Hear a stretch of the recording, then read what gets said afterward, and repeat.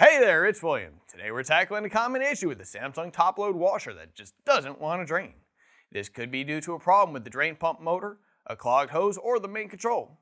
Now before diving into details, make sure to like this video and subscribe to our channel for more handy do-it-yourself repair guides.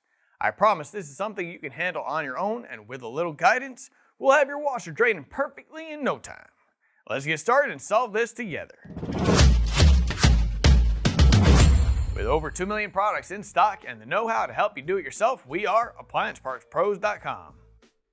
For today's work, we'll need a Phillips screwdriver, a Flathead screwdriver, a multimeter, a pair of pliers, and a 12mm socket. Also, please remember that safety comes first. Always disconnect your top-load washer by unplugging it or switching the breaker off. With power safely disconnected, let's dive into troubleshooting our washer's draining issue. So let me show you how we are accessing it. We're grabbing our Phillips screwdriver and removing the 5 Phillips screws along the back of the console panel. With the screws removed, the back half of the console will pull away from the console assembly, and we can set it to the front. The front console will lift up at the back, and we can rotate it so that the face is down. We may have to lift the lid in order to do this. We're also going to go ahead and remove the 3 main control mounting screws with our Phillips screwdriver. Grabbing our flathead screwdriver, we are going to separate the main control cover from the main control assembly. We are rotating the main control so that the connections face towards the back of the washer. We are locating the yellow wire at the connection CN402, which is a 10-pin connector, and the blue wire at the relay box. Extreme care should always be taken to protect against electrical shock, which could potentially result in serious injury. Please do not test live voltage if you are uncomfortable using a multimeter around live voltage. We are plugging the power cord in and grabbing our meter. If you'd like to know more about how to use a multimeter or want a refresher, we've put together a comprehensive tutorial for you, so check out the link in the description. We are setting our meter to volts AC, which looks like a V with a squiggly line, and testing from the yellow wire to the blue wire. With our probes in place, we can turn on the washer and set it to a spin-only cycle.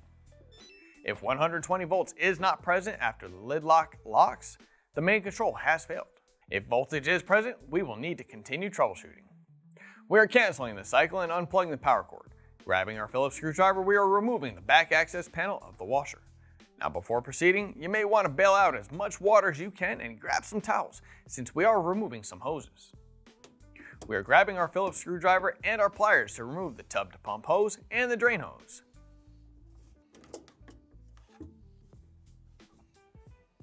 We are checking the hoses and the tub port to make sure nothing is clogging the drain path. We are grabbing our 12mm socket and removing the drain pump mounting bolts and sliding the drain pump out. We are lifting the wire cover off of the motor and disconnecting the wires. It is easy to remember which wire goes where because the black wire is going to lay perpendicular to the motor. We are grabbing our Phillips screwdriver and removing the screws that secure the drain pump motor to the housing. We are checking the housing for any clogs that might stop the impeller. If nothing is clogging the drain path or impeller, and there was voltage at the main control, the drain pump has failed.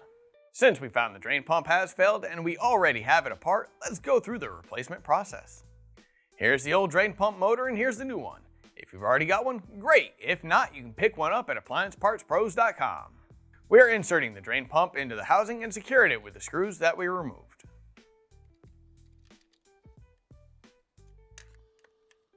We are connecting the wires and mounting the cover in place, grabbing our 12mm socket and securing it with the bolts. Now we are attaching the hoses back in place and securing them with the clamps that we removed. We are grabbing our Phillips screwdriver and securing the back panel in place. We are grabbing the main control cover and securing it to the back of the main control assembly, then securing that in place with the screws that we removed earlier. We are grabbing the console and rotating it into the top panel, lifting the lid a little bit just to slide it in. Now we are securing the back console panel back to the console with the screws that we removed earlier, and then plugging the power cord back in. With that, we are done. Once you've identified the part causing your Samsung top-load washer to not drain, be it the drain pump motor or the main control, grab your model number and visit AppliancePartsPros.com. You can easily order the replacement parts there, and most orders arrive within just a few days. Once your new part is delivered, we offer detailed video guides to help you with your installation. We'd love to hear about your repair journey, so please share your experiences and any tips in the comments below. Thanks for watching, and remember, with the right guidance and parts, a perfectly functioning appliance is within your reach.